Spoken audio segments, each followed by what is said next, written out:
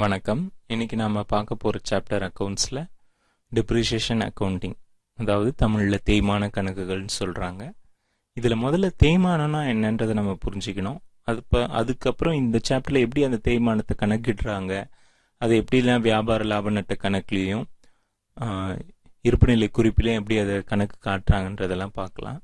சரி, முதல்ல தேய்மானம்னா இவங்க என்ன சொல்ல வராங்க அப்படின்னா, நம்ம பொதுவாக வழக்கமாக பயன்படுத்தும் ஒரு பொருள் தேய்ந்து போயிடுச்சு அப்படின்னா இது என்ன அர்த்தம்? அதுனா ஏற்கனவே இருந்த மாதிரி இல்லை, அது பொருள் மதிப்பு குறையுது இல்லையா? அதை மாதிரி தான் இப்போ எக்ஸாம்பிளுக்கு இப்போ நம்ம ஒரு ஸ்மார்ட் ஃபோன் வாங்குறோம்னு நினச்சிப்போம். இப்போ நம்ம வாங்குற ஸ்மார்ட் ஃபோனை ஒரு 10,000 ரூபாய் அப்படின்னா, இது அடுத்த வருஷம் கழிச்சு இதே ஃபோனை நம்ம 10,000 ரூபாய்க்கு விற்க முடியுமான்னு கேட்டால் விற்க முடியாது. ஏன் விற்க முடியாது? அதுக்கு பல காரணங்கள் இருக்கு. நாம நினைச்ச விலைக்கு இப்போ நான் அது திருப்பி விற்க முடியாததுக்கு முக்கியமான காரணம், அதை யூஸ் பண்ணி நம்ம என்ன பண்ணியிருப்போம், தேய்மானம் பண்ணியிருப்போம். அப்படி யூஸ் பண்ணாம அப்படியே வச்சிருந்தாலும் கூட அதுக்கு புது மதிப்பு கண்டிப்பா கிடைக்காது. அதாவது புது போனுக்கு என்ன ரேட்டு வாங்குறாங்களோ அந்த ரேட்டுக்கு நம்மளுடைய போனை வாங்க மாட்டாங்க. இல்லைன்னா நாம சரியா அதை பராமரிச்சு இருக்க மாட்டோம். அல்லது இந்த மாதிரியான காரணங்களால அதனுடைய சொத்துடைய மதிப்பு குறையுது. போன்றது நம்மளை பொறுத்த அளவுக்கு அது ஒரு சொத்து தான். அப்போ இந்த மாதிரியான காரணங்களால அதனுடைய மதிப்பு குறையுது. அப்ப இது மாதிரிதான் ஒரு நிறுவனமா இருந்தா நிறுவனமும் பல சொத்துக்களை வாங்கும். அதாவது என்னன்னா, மிஷினரி வாங்கும், கம்ப்யூட்டர் வாங்கும், பலவிதமான சொத்துக்கள் வாங்கும். பட் அதனுடைய மதிப்பும் ஒவ்வொரு ஆண்டும் மதிப்பு குறைந்து கொண்டே போறதுனால அது எவ்வளவு குறைந்து கொண்டு போகுதுன்றத நம்ம ஒரு குத்துமதிப்பா ஒரு கணக்கை போட்டு அந்த கணக்கின்படி அது ஒவ்வொரு ஆண்டுலயும் லாப நட்ட கணக்குல நஷ்டமா நம்ம அதை காட்டிட்டு வரோம், நஷ்டம் அல்ல செலவா நம்ம காட்டிட்டு வரோம். இப்போ அதுல எப்படி அதை கணக்கிடுறது அப்படின்றத முதல்ல பார்ப்போம். இந்த கணக்கீடு முறை பல முறைகள் இருக்கு. ஸ்ட்ரெயிட் லைன், இங்கிலீஷ்ல ஸ்ட்ரெயிட் லைன் மெத்தட், அப்புறம் ரிட்டன் டவுன் மெத்தட், இப்படின்னு 2 முக்கியமான மெத்தட் இருக்கு. இப்போ இதை தமிழ்ல என்ன சொல்றாங்கன்னா நேர்கோட்டு முறை அப்படின்னு சொல்றாங்க. அல்லது 2வது குறைந்த செல் மதிப்பு முறை அப்படின்றது 2வது முறை. இது இல்லாம ஆண்டு தொகை முறை, தேய்மான நிதி முறை, காப்பீட்டு முனைம முறை, மதிப்பீட்டு முறைன்னு இந்த முறைகள் இருக்கு. பட் உங்களுடைய சாப்டர்ல எந்த பத்தி மெயினா சமூக போடுறாங்க அப்படின்னு டீட்டெயிலா பார்த்தா இந்த நேர்கோட்டு முறை அல்லது நிலைத்தவணை முறை, 2வது குறைந்த செல் மதிப்பு முறை அல்லது குறைந்த செல் இருப்பு முறை என்ற இந்த 2 மெத்தடு தான் பார்க்கிறோம். சரி, இதுல இப்ப இந்த நேர்கோட்டு முறைப்படி பார்ப்போம். இந்த நேர்கோட்டு முறையில இப்ப ஒரு எக்ஸாம்பிளுக்கு எடுத்துப்போம். ஒரு நிறுவனம் 1000 ரூபாய் மதிப்புள்ள இயந்திரத்தை ஒன்று வாங்குறாங்க. அதை நிறுவனத்துக்காக, அதாவது இன்ஸ்டால் பண்றதுக்காக ஒரு 10,000 ரூபாய் செலவழிச்சாங்க. அந்த இயந்திரம் பார்த்தீங்கன்னா ஒரு 5 ஆண்டுகள் இன்னும் நமக்கு பயன்பாட்டில் இருக்கும் அப்படின்னு தெரியுது. வாங்கி இன்னும் 5 வருஷம் யூஸ் பண்ண முடியும். அது யூஸ் பண்ணி 5 வருஷத்துக்கு கழிச்சு அதனுடைய மதிப்பு வெறும் 5000. அதாவது இப்போ காயலங்கடையில் போடுறோம் அப்படின்னு வச்சுக்கோங்களேன், அதனுடைய மதிப்பு வெறும் 5000 ரூபாய் தான். இப்போ இதை மதிப்பீட வச்சு தேய்மான தொகை ஒவ்வொரு ஆண்டு எவ்வளோ நம்ம லாப நட்ட கணக்கில் செலவாக காட்டுறது, அப்போ எந்த சதவீதத்தில் நம்ம அதை கழிக்கிறோம்ன்ற கணக்கு, இது 2த்தையும் இப்போ கண்டுபிடிக்க சொல்லி ஒரு சம் கொடுத்துருக்காங்க. இப்போ முதல்ல நமக்கு தேர வேண்டியது இந்த சொத்து 3 விஷயங்கள் இங்க நீங்க கவனிக்கணும். அதாவது என்னென்ன டேர்ம்ஸ் ரொம்ப இம்பார்ட்டன்ட் அப்படின்னு பார்த்தீங்கன்னா, இந்த சாப்டரை பொறுத்த அளவுக்கு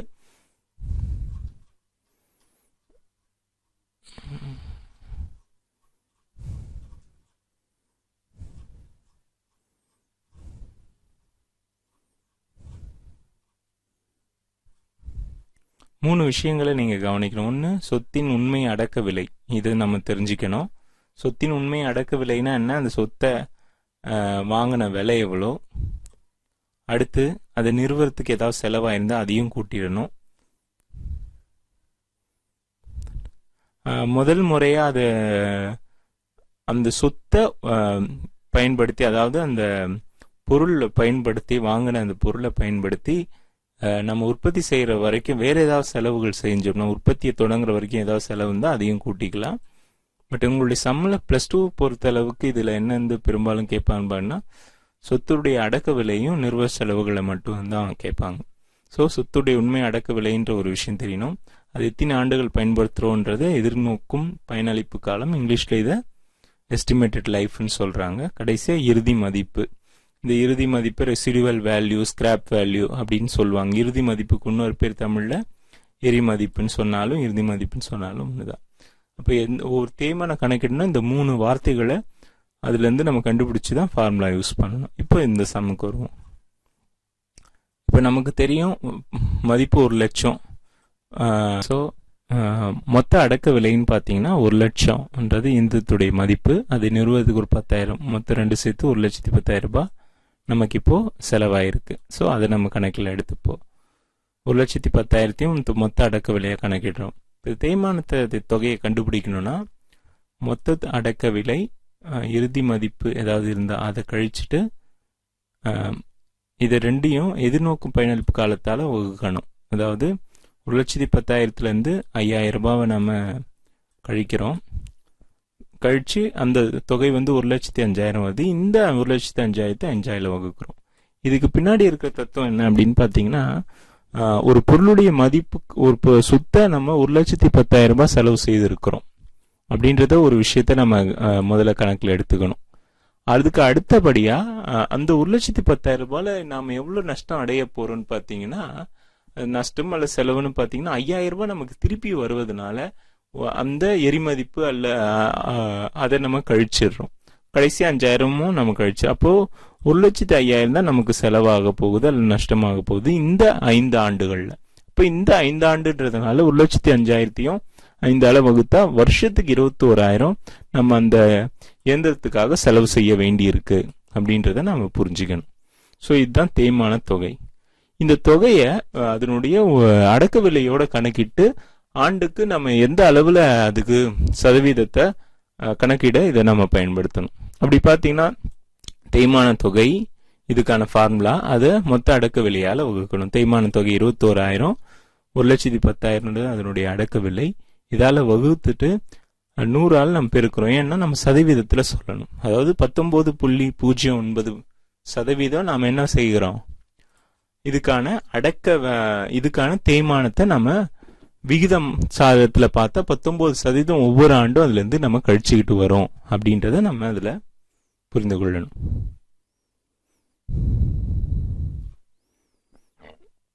இது முதல் முறை.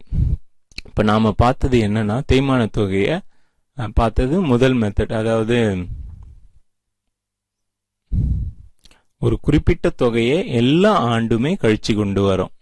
ஒரு முறை இதை கணக்கிட்டோம்னா திருப்பி இதை ஒவ்வொரு ஆண்டும் கணக்கிட வேண்டியதில்லை. அதனாலதான் இதுக்கு பேர் நோர்கோட்டு முறை அல்லது நிலைத்தவணை முறை. நிலைத்தவணை 21,000 முதல் ஆண்டு கண்டுபிடிச்சிட்டா எல்லா ஆண்டும் அதே 21,000 தொடர்ச்சியா வரும்.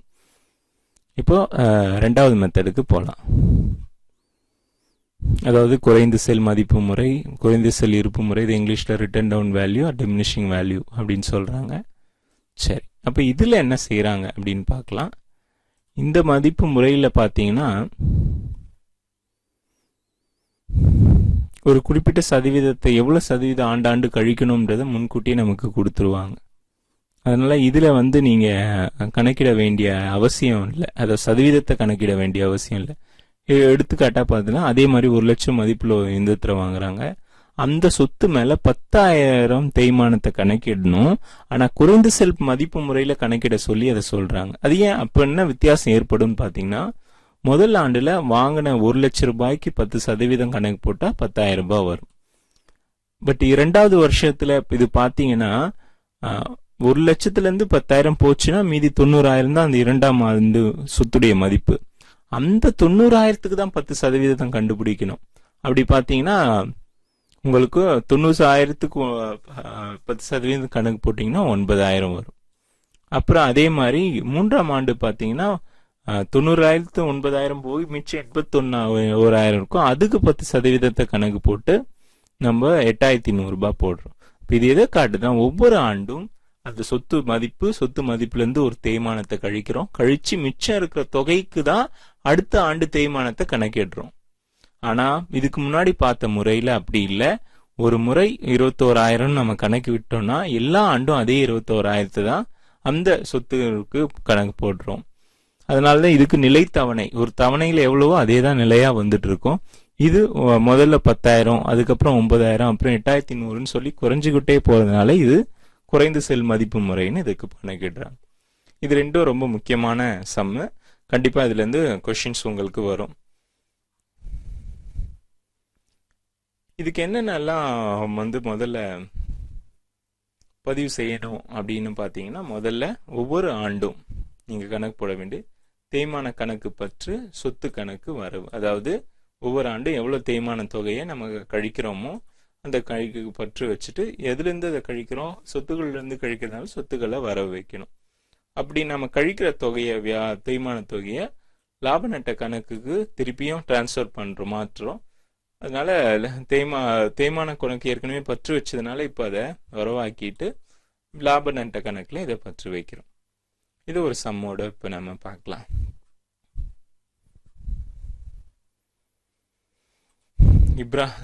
ரஹீம் நிறுவனம் 1/4/2005 2,00,000 மதிப்புள்ள 2,50,000 மதிப்புள்ள நிலை சொத்தை வாங்கியிருக்கு. ஒவ்வொரு ஆண்டு தேய்மானம் 10% நேர்கோட்டு முறையில், நல்லா கவனிச்சுக்கோங்க, சதவீதம் கொடுத்துருக்கா, ஆனால் நேர்கோட்டு முறையில் நீக்கப்பட வேண்டும். நேர்கோட்டு முறைனா முதல் மெத்தட். ஒரு ஆண்டுக்கு எவ்வளவு தொகையோ அதே தான் எல்லா ஆண்டும் வரும். ஒவ்வொரு ஆண்டும் கணக்குகள் மார்ச் 31 முடிக்க வேண்டும். முதல் 3 நூல்கள் குறிப்பேட்டு பதிவு தந்து நிலை சொத்து கணக்கையும் தேய்மான கணக்கையும் தயார் செய்யுங்கன்னு சொல்லிட்டா. இப்போ நம்மளுடைய முதல் வேலை என்ன அப்படின்னா, தேய்மான தொகையை கணக்கிடுறது. தேய்மான தொகை அப்படின்றது என்ன அப்படின்னு பார்த்தீங்கன்னா, தெளிவாக சொல்றான். 2,10,000 10% சொல்லிட்டு 10% கண்டுபிடிச்சா 25,000. இப்போ இந்த 25,000 தான் நம்மளுடைய தேய்மான தொகை.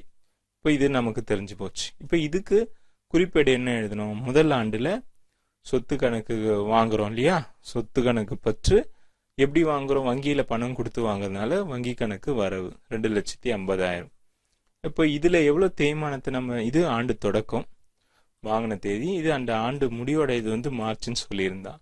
ஸோ மார்ச் மாதத்துல பார்த்தீங்கன்னா தேய்மான கணக்கு பற்று நிலை சொத்து கணக்கு வரும். அதாவது இந்த நிலை சொத்து ஏற்கனவே இப்போ 2,50,000 பற்று வச்சிருக்கோம், அதுல இருந்து 25,000 கழிக்கிறதுனால அந்த நிலை சொத்து கணக்கு பற்றுல இருந்து 2,50,000 இருக்கிறதுனால அதுல இருந்து 25,000 கழிக்கிறதுனால அதுக்கு ஆப்போசிட் சைடான வரவுல 25,000 கழிக்கலாம். அதை வர வச்சு இப்போ 25,000 தேய்மானத்தை செலவா காட்டுறேன். ஏன்னா தேய்மானன்றது ஒரு செலவு. ஸோ பற்றுகள் பக்கத்துல பார்த்தீங்கன்னா ரூல்ஸ் படி, கோல்டன் ரூல்ஸ்ன்னு சொல்றோம், அந்த ரூல்ஸ் படி பார்த்தீங்கன்னா நஷ்டமும் செலவுகளும் பற்று வைக்கணும். அதனால தேய்மான கணக்கை பற்று வச்சிட்டோம். இப்போ பற்று வச்ச அந்த தேய்மானத்தை ஏற்கனவே பார்த்தபடி லாப நட்ட கணக்குக்கு நம்ம டிரான்ஸ்ஃபர் பண்றதுனால லாப நட்ட கணக்கு பற்று தேய்மான கணக்கு வரவு. இது முதல் ஆண்டுக்கு. இதுல முதல் என்ட்ரி இனி அதுக்கப்புறம் வராது, பட் இதுவும் அதுவும் மறுபடியும் உங்களுக்கு தொடரும்.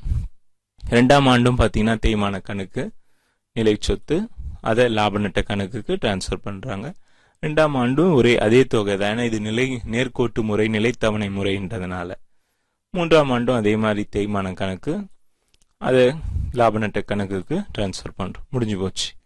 இப்போ இது நம்ம குறிப்பேடு எழுதிட்டோம். இதுக்கப்புறமா இதனுடைய பேரேடு, அதாவது நிலை சொத்து கணக்குக்கு ஒரு பேரேடு எழுதணும்.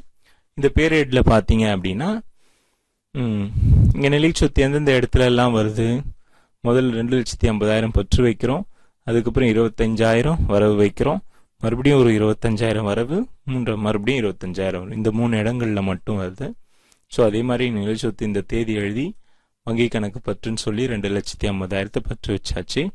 அந்த ஆண்டுல ஒரு 25,000 தேய்மானத்தால அதுல இருந்து வரவு வச்சோம்.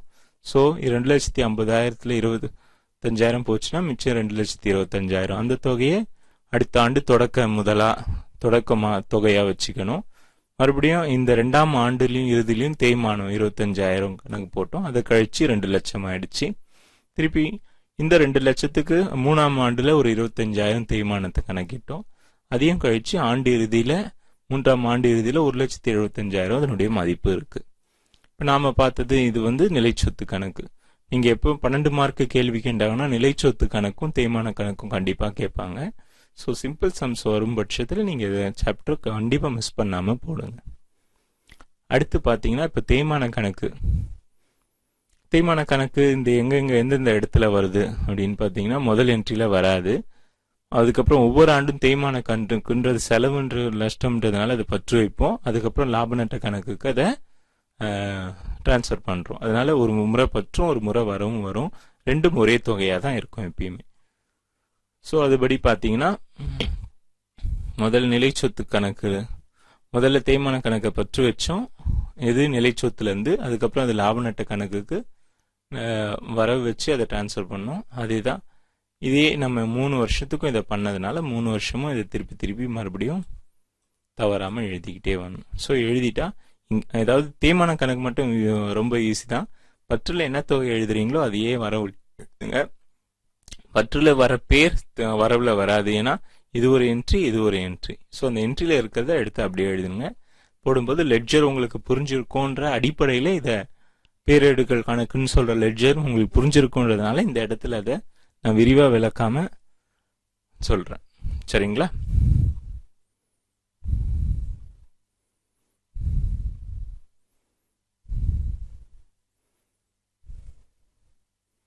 இப்ப இதே மாதிரி அடுத்த ஒரு சம்ல பார்ப்போம். 50,000 மதிப்புள்ள ஒரு இயந்திரத்தை வாங்குறாங்க.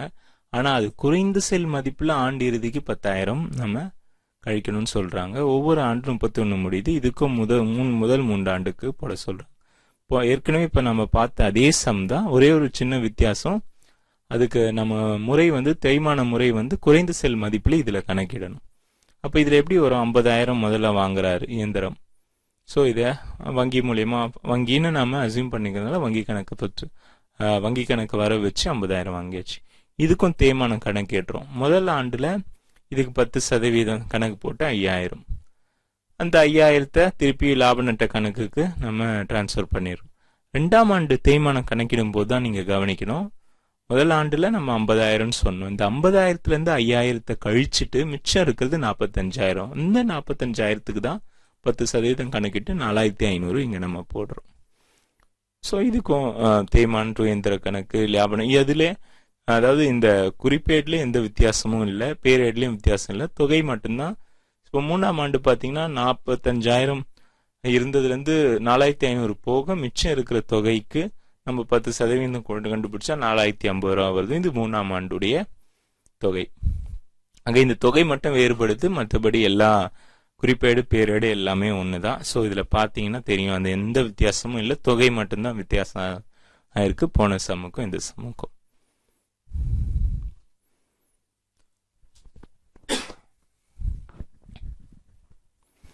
அடுத்ததா நம்ம இதுல அடுத்து முக்கியமான முறை என்ன அப்படின்னா,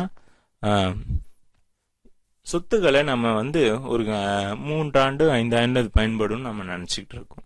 ஒருவேளை அதுக்கு முன்னாடியே நம்ம விற்கிறோம் அப்படின்னா, இப்போ 5 ஆண்டுகள் பயன்படுத்தணும்னு நினைச்சத 4வது ஆண்டே விற்கணும்னு நினைப்போம்.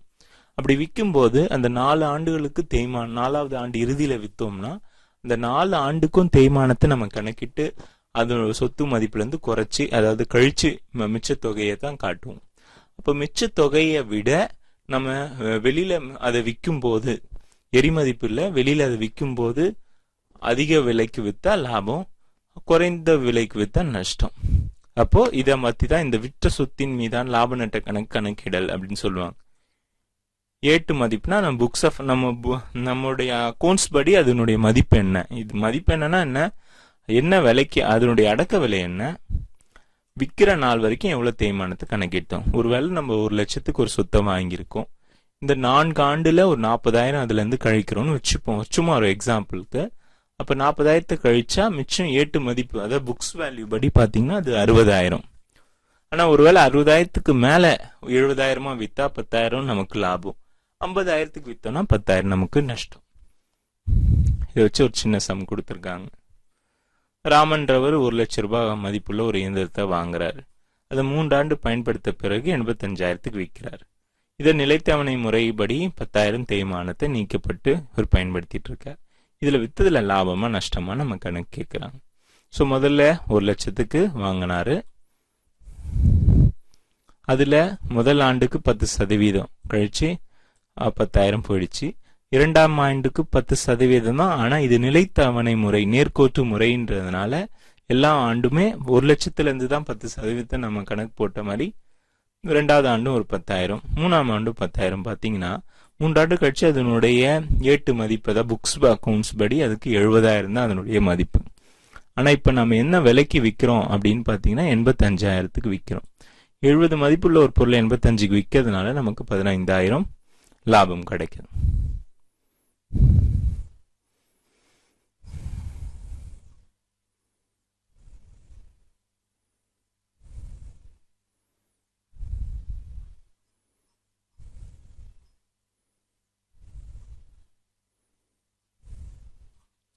இப்போ இதை வச்சு ஒரு பெரிய சம்ஸ் பார்க்கலாம். தீபக் தயாரிப்பு நிறுவனம் 1/4/2002 அன்னைக்கு பார்த்தீங்கன்னா 2,09,090 மதிப்புள்ள இயந்திரத்தை வாங்குறாங்க. நிறுவ ஒரு 10,000 ரூபாய் செலவு பண்றாங்க. 3 ஆண்டு பயன்படுத்த பிறகு அதை 2 லட்சத்துக்கு விற்கிறாங்க.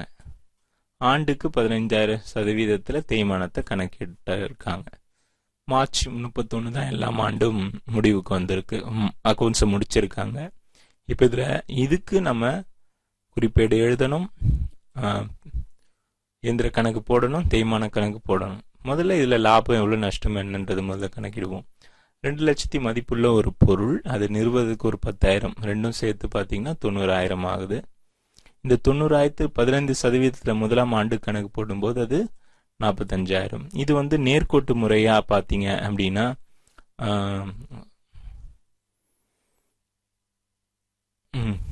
நிலைத்தவணைன்னு சொல்லிட்டான். நிலைத்தவணை, நேர்கோட்டு முறை, ஸ்ட்ரெயிட் லைன் மெத்தட். ஸோ அப்போ ஒவ்வொரு ஆண்டு முதலாம் ஆண்டு 45,000, அதுதான் 2ஆவது ஆண்டு 3ஆவது ஆண்டும் 45,000 தான் கழிச்சா 1,65,000 மதிப்பு ஆகுது. ஆனால் இதை நம்ம 2 லட்சத்துக்கு விற்றதுனால நமக்கு 35,000 லாபம். இது நம்மளுடைய ஒர்க்கிங் நோட்ஸ் முதல்ல போட்டாச்சு. இப்போ இதுக்கு குறிப்பேடு எழுதும்போது என்னென்ன வித்தியாசம்? முதல்ல இப்போ ஏற்கனவே நம்ம பார்த்து சம்மடி, இயந்திர கணக்கு பற்று, வங்கி கணக்கு வரவு. இது முதல்ல அசட்டை வாங்கிறதுக்கு, சொத்தை வாங்கிறதுக்கு அதுக்குரிய முதலாம் ஆண்டு தேய்மானம், அதை லாப நட்ட கணக்குக்கு டிரான்ஸ்ஃபர் பண்ணுறோம். அதே மாதிரி 2ஆம் ஆண்டுக்கான தேய்மானம், இது லாப நட்ட கணக்குக்கு டிரான்ஸ்ஃபர் பண்ணுறோம். 3ஆம் ஆண்டுக்கான தேய்மானம், இது லாப நட்ட கணக்கு டிரான்ஸ்ஃபர் பண்ணுறோம். ஸோ இதில் எந்த வித்தியாசமும் இல்லை. கடைசியாக இது என்ன மதிப்புக்கு நம்ம விற்றோன்னு பார்த்தீங்கன்னா 2 லட்சத்துக்கு விற்றுருக்கோம். இயந்திர கணக்குலையும் 2 லட்சம் தான் போடணும். ஆனால் இயந்திர கணக்கு படி பார்த்தீங்கன்னா அதனுடைய மதிப்பு குறைவு தான். நம்ம அதிக விலைக்கு விற்றுருக்கிறதுனால 35,000, அதை நம்ம 35,000 லாபம் வந்திருக்கிறத லாப நட்ட கணக்குக்கு டிரான்ஸ்ஃபர் பண்ண. நல்லா கவனிச்சுக்கோங்க, தேய்மானன்ற செலவோ அல்லது நஷ்டத்தையும் நம்ம லாப நட்ட கணக்குக்கு கொண்டு போகிறோம். அதே மாதிரி விற்கும் போது வர லாப நஷ்டத்தையும் நம்ம லாப நட்ட கணக்குக்கு கொண்டு வரணும். இப்போ அப்படி பார்த்தீங்கன்னா இதே மாதிரி குறிப்பேட்டு கணக்கில் பார்த்தீங்கன்னா வாங்கினது பற்று, அதனுடைய முதல் ஆண்டுடைய தேய்மானம் கழிஞ்சு மிச்ச தொகை, அதே மாதிரி 2ஆம் ஆண்டுடைய தேய்மானத்தை கழிச்சு மிச்ச தொகை. இதில் எந்த பெரிய வித்தியாசமும் கிடையாது. முக்கியமாக 3ஆம் ஆண்டு தேய்மானம் 45,000. ஆனால் மிச்ச தொகை போட்டிங்கன்னா உங்களுக்கு குறைவான தொகை தான் வரும்.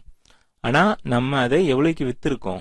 வாங்கும்போது பற்று வைச்சோம், விற்றது 2 லட்சத்துக்கு விற்றுருக்கோம். ஸோ வரவு வைக்கிறோம். அப்படி பார்த்தீங்கன்னா இந்த சைடு பார்த்தீங்கன்னா 2,45,000 வரும். இந்த சைடு 2,10,000ன்றது போன ஆண்டுடைய இறுதியிலேருந்து இந்த ஆண்டுடைய தொடக்கம் இங்கே நம்ம போட்டோம். அப்போ 2,40,000 இந்த சைடு தான் அதிகமானது. இந்த 2,40,000 எடுத்து மறுபடியும் இங்கே எழுதி அதுலேருந்து 35,000 டிஃபரன்ஸ் அமௌண்ட் கண்டுபிடிக்கிறோம். இதை ஏற்கனவே நம்ம கண்டுபிடிச்சோம். ஸோ லெட்ஜர் படி சொல்கிறேன். ஸோ அந்த ஆண்டு இறுதியில் பார்த்தீங்கன்னா 2,10,000 45,000 கழிச்சு மிச்ச தொகை பார்த்தீங்க அது குறைவா இருக்கு. அதை விட அதிக விலைக்கு நம்ம விட்டதுனால 35,000 நமக்கு லாபம். பட் தேய்மான கணக்கை பொறுத்த அளவுக்கு ரொம்ப சிம்பிள் தான். ஒவ்வொரு ஆண்டும் 45,000 அப்படின்றதுனால அது பற்று வரவுல எந்த வித்தியாசமும் இல்லை. ஸோ இது இவ்வளோ, இந்த சாப்டரை பொறுத்த அளவுக்கு இவ்வளோதான் இருக்கு. இதை வச்சு சம்ஸ் போடுங்க. இன்னும் உங்களுக்கு சந்தேகங்கள் தான் கேளுங்க. நன்றி.